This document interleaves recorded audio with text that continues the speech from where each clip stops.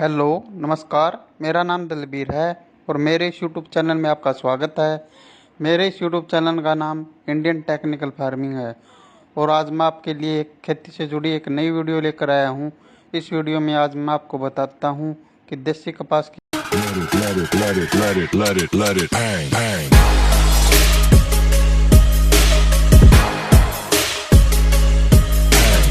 तो बुझाई कि इसमें कौन कौन सी सावधानी रखें जिससे कि बीज का अंकुरण 100% तक हो, जिससे कि हमें कम खर्च व कम समय में ज़्यादा से ज़्यादा फसल की पैदावार प्राप्त हो, जिससे कि हमें एक अच्छी इनकम प्राप्त हो। इस वीडियो को अंत तक जरूर देखें ताकि आपको खेती से जुड़ी सभी जानकारी प्राप्त हो। अगर आप चैनल पर नए हो तो वीडियो को लाइक, शेयर व चैनल को सब्सक्राइब जरूर करना ताकि अन्य किसानों को खेती से जुड़ी सभी जानकारी प्राप्त हो और आने वाली वीडियो की नोटिफिकेशन आपको मिलती रही। चलिए वीडियो को स्टार्ट करते हैं। यह देसी कपास की किस्में 15 अप्रैल से शुरू होती है बिजाई। हरियाणा में मुख्यतः कपास के 3 तरह के बीज किसानों की तरफ से प्रयोग किए जाते हैं, जिसमें नरमा बिट्टी कॉटन तथा देसी कपास शामिल है। कपास के सभी बीजों की बिजाई अप्रैल से शुरू हो जाती है, जो पूरे महीने में रहती है। देसी कपास लगाने वाले किसानों को हरियाणा सरकार प्रति एकड़ 3,000 रुपये की वित्तीय मदद देती है। इस मदद को प्राप्त करने के लिए राज्य के ऐसे किसानों को मेरी फसल मेरा ब्यौरा पोर्टल पर रजिस्ट्रेशन कराना होता है। रजिस्ट्रेशन की प्रक्रिया 25 जनवरी से शुरू होती है और 31 मई तक रजिस्ट्रेशन करा सकते हैं। जानकारी के मुताबिक किसानों की तरफ से अनुदान के लिए रजिस्ट्रेशन करवाए जाने के बाद उसका भौतिक सत्यापन होगा, जिसके बाद किसानों को अनुदान राशि जारी की जाएगी। गुलाबी सुंडी बनी है समस्या। कपास हरियाणा में प्रमुख नकदी फसल है, जिससे हरियाणा के किसान थोड़ी नमकीन व कमजोर भूमि में सफलतापूर्वक उगा रहे हैं। धान की तुलना में इसमें लागत कम रहती है, जबकि बाजार में इसका भाव धान से अधिक रहता है। ऐसे में किसान कपास की तरफ अधिक आकर्षित हुए हैं, लेकिन बीते कई वर्षों में उत्तर भारत में होने वाली कपास की फसल पर गुलाबी सुंडी लग जा रही है, जिसमें कपास की फसल खराब हो जा रही है। जिसको देखते हुए बीते कुछ समय से विशेषज्ञ गुलाबी सुंडी मैनेजमेंट के लिए इसी टेक्नोलॉजी अपनाने पर जोर दे रहे हैं। वहीं इसी बीच हरियाणा आज हम बात करते हैं देसी कपास की वैरायटी KR111 की। ये KR111 variety Shaktivardhak hybrid seeds private limited के द्वारा बनाया गया है। इस किस्म का पौधा फैलावदार होता है। इसमें 22 से 23 फलदार शाखाएं होती है। इसमें टिंडे का वजन 2.5 से 3 ग्राम तक होता है। साधारणतः इसमें 3 से 4 ताड़ियां होती है। इसके पकने की अवधि 160 से 170 दिन होती है। यह कम समय में पकने वाली किस्म है। अधिक जानकारी हेतु आप संपर्क करें 01662 200 से 563। शक्तिवर्धक हाइब्रिड सीड्स प्राइवेट लिमिटेड, तिलक बाजार, हिसार। KR111 भारत सरकार द्वारा नोटिफाइड किस्म है। अखिल भारतीय समन्वित कपास सुधार परियोजना परीक्षणों के अनुसार KR111 ने उत्तर भारत में AH1 की तुलना में अधिक तथा हरियाणा में AH1 से अधिक, CC1 CR से अधिक तथा राजस्थान में राज DH9 से अधिक पैदावार दी है। 2016 से यह किस्म भारत का जोनल चेक है।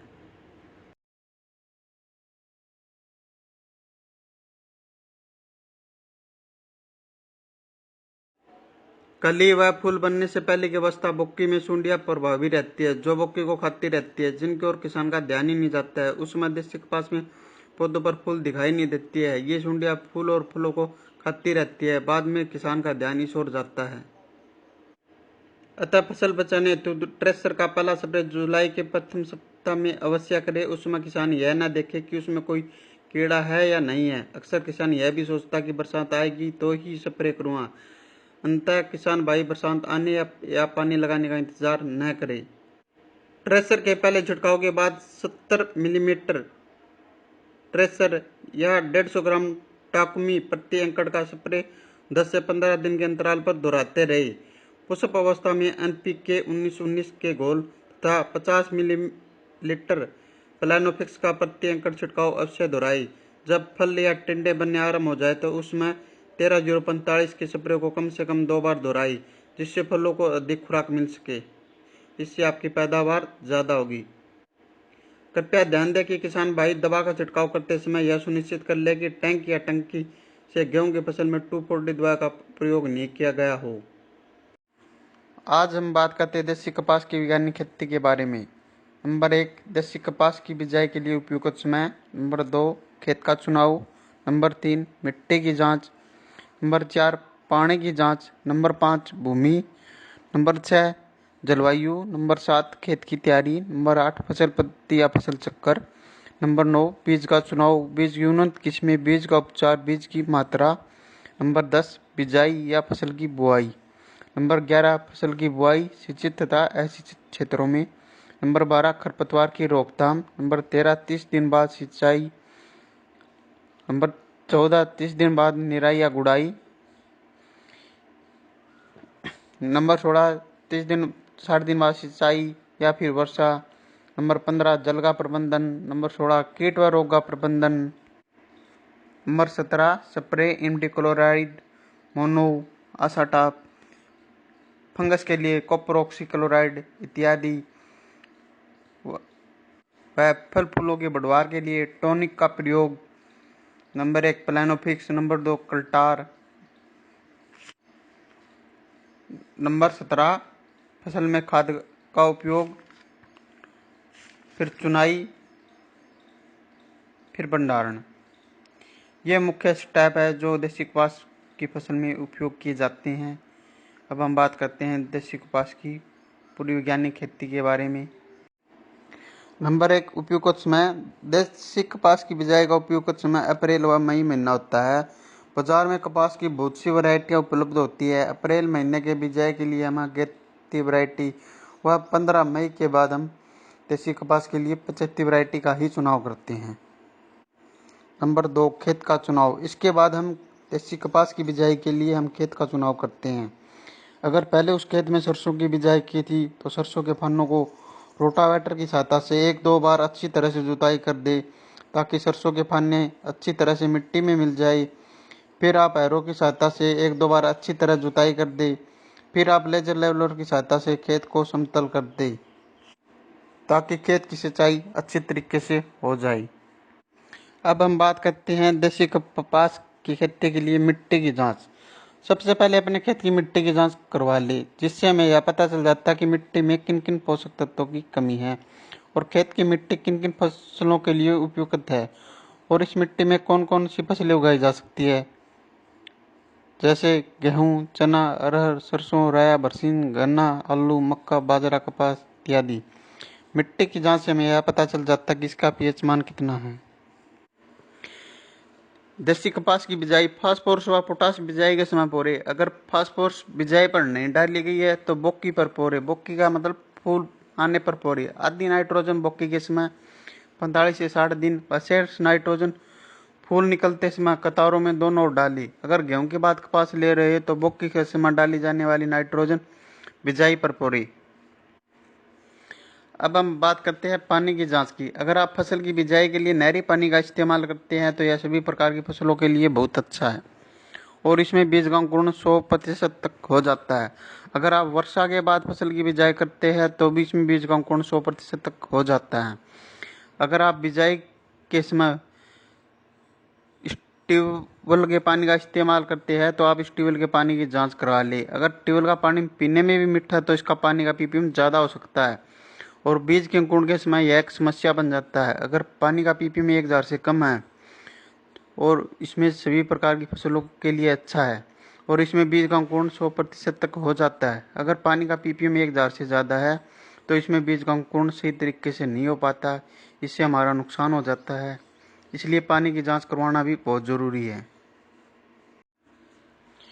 कपास की खेती के लिए भूमि का चुनाव। कपास की खेती के लिए अच्छी जल धारण और जल निकास क्षमता वाली भूमि होनी चाहिए। जिन क्षेत्रों में वर्षा कम होती है वहाँ इसकी खेती अधिक जल धारण वाली क्षमता वाली मटियार भूमि में की जाती है। जहाँ सिंचाई की सुविधाएं उपलब्ध हो वहाँ बलुई व बलुई दोमट मिट्टी में इसकी खेती की जा सकती है। यह हल्की अम्लीय एवं क्षारीय भूमि में उगाई जा सकती है। इसके लिए उपयुक्त पीएच मान 5.5 से 6.5 है। हालांकि इसकी खेती 8.5 पीएच मान तक वाली भूमि में अच्छी तरह से की जा सकती है। कपास की खेती के लिए मौसम व जलवायु। यदि पर्याप्त सिंचाई सुविधा उपलब्ध हो तो कपास की फसल को मई माह में ही लगाया जा सकता है।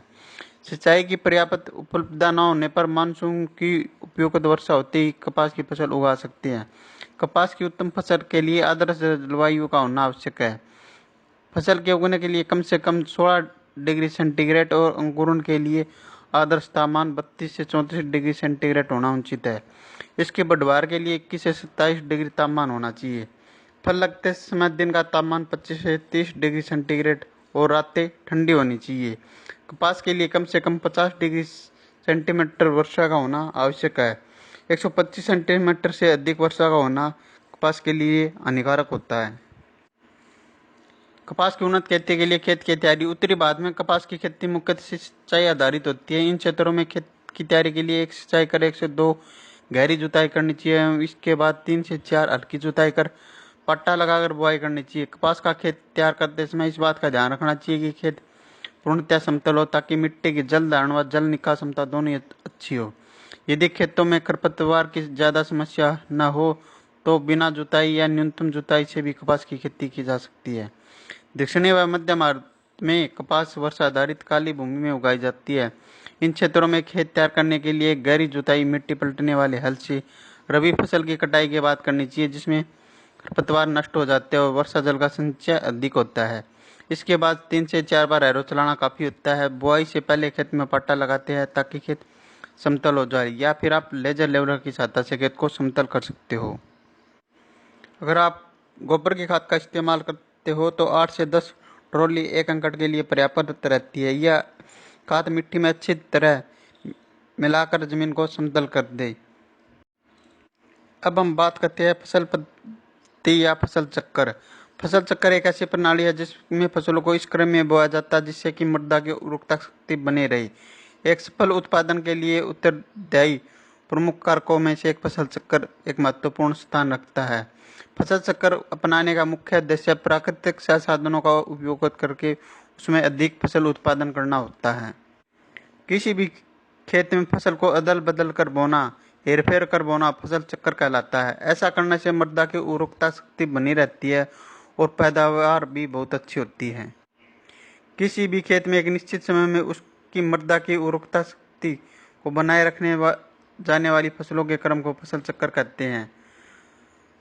किस क्षेत्र की भूमि, जलवायु, अन्य वातावरणीय कारकों के आधार पर विभिन्न फसल चक्कर अपनाए जाते हैं। एक अच्छे फसल चक्कर को अपनाकर एक किसान अपनी भूमि में अधिक से अधिक लाभ कमा सकता है।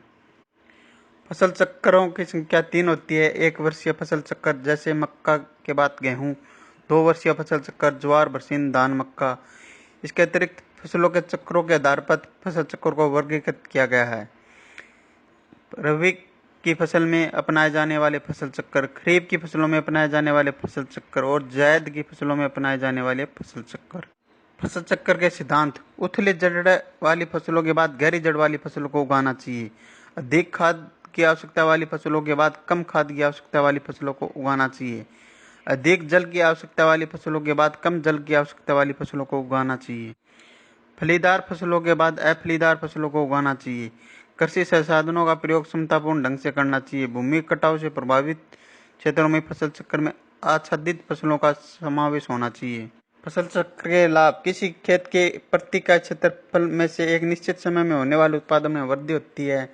विभिन्न फसलों का कार्यकाल निश्चित हो जाने से उनके आवश्यक बीज का तथा खरपतवारनाशी आदि का उचित समय के अनुसार प्रयोग किया जा सकता है। फसल चक्र में गहरी कम उथली वाली जड़ों के सम्मिलित होने के कारण भूमि के ऊपर की सतह तथा नीचे की सतह से पोषक तत्वों का फसल चक्र द्वारा उचित व तेजी से अवशोषण होता है। एक फसल चक्र को अपनाने से मृदा संरक्षण में कमी आती है क्योंकि फसल चक्र में आच्छादन फसलों को सम्मिलित किया जाता है। कृषकों को वर्ष भर कार्य करने का अवसर मिलता है। फसल चक्र के लाभ। मृदा की उर्वरता शक्ति में वृद्धि होती है। मृदा के भौतिक, रासायनिक तथा जैविक गुणों में सुधार होता है।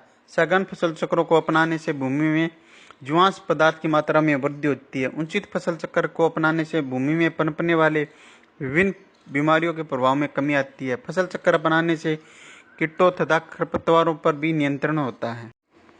अब हम बात करते हैं देसी कपास के लिए बीज का चुनाव, बीज की किस्म या वैरायटी या बीज का उपचार, बीज की मात्रा। हमें अपने खेत में फसल की बिजाई करते समय ऐसे बीज का चुनाव करते हैं जो कि अपने क्षेत्र और एरिया के हिसाब से ठीक हो।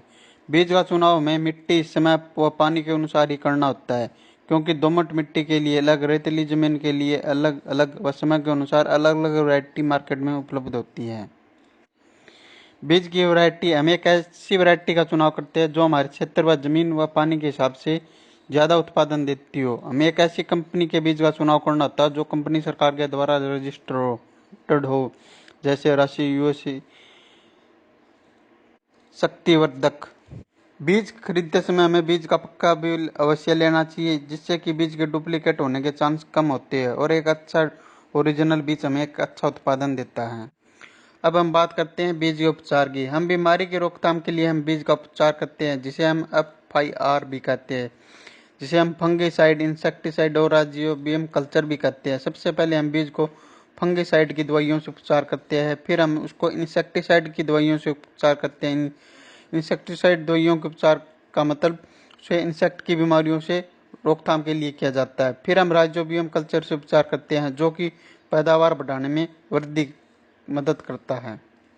अब हम बात करते हैं बीज की मात्रा। हम देसी कपास की बिजाई के लिए 1 एकड़ में 2 पैकेट की बिजाई करते हैं। वो संकर किस्मों की वैरायटियों में हम ये 2 पैकेट की बिजाई करते हैं। अगर हम देसी वैरायटी का उपयोग करते हैं तो हम 1 एकड़ में लगभग 2 से 3 किलो बीज की बिजाई करते हैं। लगभग सभी संकर किस्मों का ही उपयोग करते हैं, क्योंकि संकर किस्में ज़्यादा उत्पादन देती है, जैसे KR 64। देसी कपास की उन्नत किस्में हैं HD 107, HD 123, HD 324, HD 432 व संकर किस्में AAH1, AAH 32 व KR 64। यह देसी कपास की उन्नत किस्में हैं जो बहुत बढ़िया उत्पादन देती है। HD 324 इस देसी कपास की किस्म के पौधे लाल रंगे, पत्ते का मध्यम और रंग लाल होता है। इस किस्म के फूल गुलाबी रंगे, फूलों के अंदर गहरे लाल रंग के धब्बे एवं परागकण पीले रंग के होते हैं। इसके पौधे में 3 से 4 मजबूत वानस्पतिक शाखाएं होती है। औसत पैदावार 9 से 10 कुंटल प्रति एकड़ है। इसके रेशे की औसत लंबाई 15 से 16 मिलीमीटर और रुई का प्रतिशत 42 है। यह किस्म पकने में 175 से 180 दिन लेती है, इसलिए कपास, गेहूं फसल चक्कर के लिए उपयुक्त है। यदि इस किस्म की बुआई या बिजाई 15 अप्रैल माह के पहले पखवाड़े में की जाए तो अधिक पैदावार के साथ साथ रेशे की गुणवत्ता में भी अच्छी सुधार होती है। बिजाई या फसल की बुआई। बिजाई, अगर आप मशीन की सहायता से खाद की बिजाई वह बीज की बुआई एक साथ कर सकते हैं। हमें बीज की बिजाई सुबह या शाम के समय ही करनी चाहिए। बिजाई के समय हमें लाइन से लाइन की दूरी 3 फुट व बीज से बीज की दूरी 1 फुट व बीज की गहराई 8 से 10 सेंटीमीटर रखनी चाहिए। बिजाई के समय बीज गिल्ली मिट्टी में ही डलना चाहिए व इसके ऊपर 5 से 6 सेंटीमीटर जमीन की परत चढ़ जानी चाहिए, ताकि बीज का जर्मिनेशन अच्छी तरीके से हो सके व बीज का अंकुरण सही तरीके से हो सके। फसल की बुआई सिंचित तथा असिंचित क्षेत्रों में। फसल की बुआई सिंचित क्षेत्रों में नहरी पानी से की जा सकती है व असिंचित क्षेत्रों में वर्षा के आधार पर इसकी बिजाई की जा सकती है। खरपतवार की रोकथाम। खरपतवार की रोकथाम के लिए हमें बिजाई के तुरंत बाद पेंडामेलिथियान 30% EC का ही छिड़काव करना चाहिए। 500 मिलीमीटर दवाई को 250 लीटर पानी में उसका घोल बनाकर उसके ऊपर 1 एकड़ में उसका छिड़काव करना चाहिए। इससे खरपतवारों का जर्मिनेशन नहीं होगा। अब बात करते हैं कपास की खेती के लिए निराई गुड़ाई एवं सिंचाई। पहली निराई गुड़ाई अंकुरण के 20 से 25 दिन के बाद करनी चाहिए। यदि फसल में सिंचाई की जरूरत पड़े तो हल्की सिंचाई करनी चाहिए। इससे कीट व रोग असर कम रहता है एवं अच्छी पैदावार होती है। वहीं अगर बारिश ज़्यादा हो जाए तो हमें सिंचाई की आवश्यकता कम पड़ती है। जल प्रबंधन। कपास की खेती में जल का प्रबंधन भी होना बहुत ज़रूरी है, क्योंकि अगर ज़्यादा बारिश हो जाए तो हमें जल निकास का प्रबंधन करना चाहिए। ये आप पंप की सहायता से कर सकते हो। कपास की खेती के लिए खाद एवं उर्वरक। कपास की उन्नत किस्मों की अच्छा पैदावार के लिए प्रति हेक्टेयर नाइट्रोजन 80 से 120 किलोग्राम, फास्फोरस 40 से 60 किलोग्राम, पोटास 20 से 30 किलोग्राम, सल्फर 25 किलोग्राम देना चाहिए, जबकि संकर व बीटी किस्म के लिए प्रति hectare nitrogen 150 kilogram, phosphorus 75 kilogram, potash 40 kilogram एवं सल्फर 25 किलोग्राम पर्याप्त होता है। सल्फर की पूरी मात्रा बुआई गैस में तथा नाइट्रोजन की 15% मात्रा बुआई गैस में, बाकी मात्रा 3 बराबर भागों में 30, 60, 90 दिन के अंतराल पर देना चाहिए। वही फास्फोरस व पोटास की आधी मात्रा बुआई गैस में तथा आधी मात्रा 60 दिन के बाद देना चाहिए।